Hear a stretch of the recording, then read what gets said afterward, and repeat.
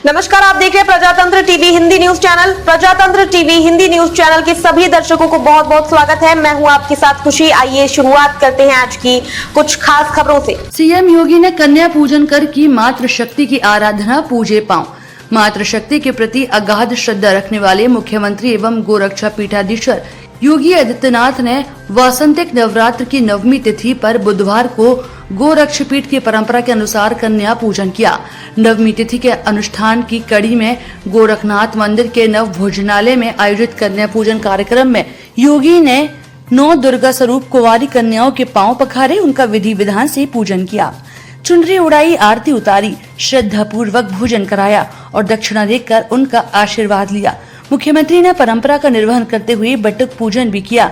वासंतिक नवरात्रि की नवमी तिथि के अनुष्ठान में सीएम योगी एवं गोरक्षा पीठाधीश्वर ने सबसे पहले कुंवारी कन्याओं के पांव धोए, उनके माथे पर रोली, चंदन, अक्षत आदि का तिलक लगाया, चुनरी उड़ाकर एवं दक्षिणा प्रदान कर आशीर्वाद भी ग्रहण किया। उन्होंने सभी कुंवारी कन्याओं व बटुकों की श्रद्धा भाव से आरती उतारी। पूजन के बाद इन कन्याओं को मंदिर की रसोई में पकाया गया ताजी भोजन प्रसाद योगी ने अपने हाथों से परोसा। कन्याओं के अतिरिक्त बड़ी संख्या में पहुंचे बटुकों को भी श्रद्धा पूर्वक भोजन करवाकर उपहार व दक्षिणा दी गई। मुख्यमंत्री का ये भी ख्याल रखते रहे कि किसी भी कन्या या बटुक की थाली में भोजन प्रसाद की कोई कमी न रहे। इसे लेकर वे मंदिर की व्यवस्था से जुड़े लोगों को निर्देशित करते रहे। पूजन के दौरान गोरखनाथ मंदिर के प्रधान पुजारी योगी कमलनाथ, द्वारिका तिवारी, वीरेंद्र सिंह, दुर्गेश बजाज, विनय गौतम आदि उपस्थित रहे। प्रजातंत्र टीवी की संपादक प्रेमलता की रिपोर्ट। मित्रों, आज वासंतीय नवरात्रि की नवमी तिथि है। जगतजननी मां भगवती के 9 दिनों तक शुक्ल पक्ष की प्रतिपदा से लेकर नवमी तक पूजन और अनुष्ठान के उपरांत कुमारी कन्याओं के पूजन का कार्यक्रम अभी संपन्न हुआ है। जगतजननी मां भगवती की नवमी की तिथि सभी प्रकार के सिद्धियों को प्रदान करने वाली है। प्रकृति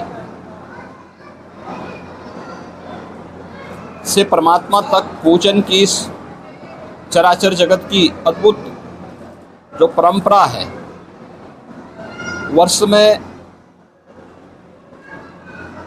वासंतीय नवरात्रि और शारदीय नवरात्रि के रूप में प्रतिवर्ष आती है।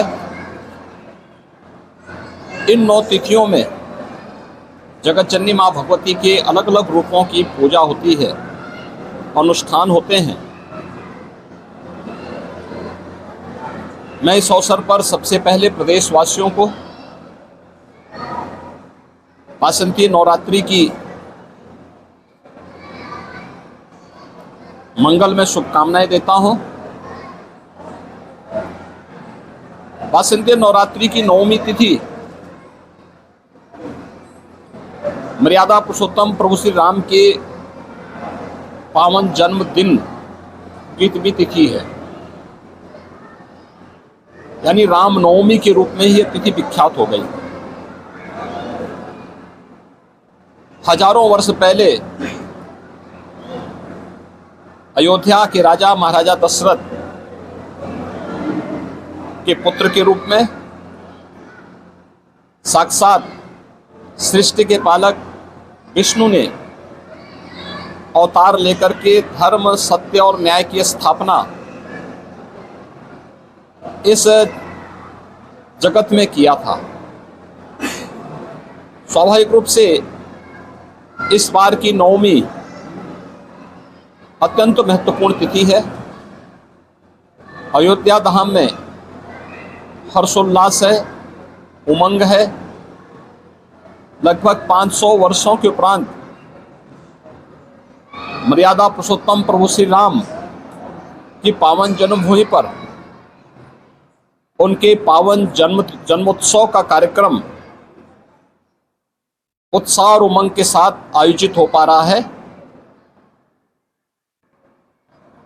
रामनवमी की भी इस पावन अवसर पर सभी सनातन धर्मावलंबियों को, प्रदेशवासियों को मैं हृदय से बधाई देता हूं। मर्यादा पुरुषोत्तम प्रभु श्री राम धर्म के साक्षात प्रतीक हैं। ये मर्यादा के आदर्श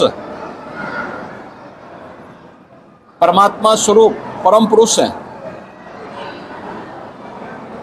उनका जन्मोत्सव समाज को, प्रत्येक सनातन धर्मावलंबी को एक नई प्रेरणा प्रदान करता है। जीवन के प्रत्येक क्षेत्र में जो आदर्श प्रभु श्री राम ने स्थापित किए, वह आदर्श आज के युग में भी हजारों वर्षों के बाद भी उसी प्रकार के प्रासंगिक हैं जैसे त्रेता युग में उनकी प्रासंगिकता थी।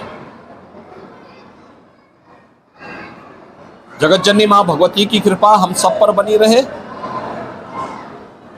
मर्यादा पुरुषोत्तम प्रभु श्री राम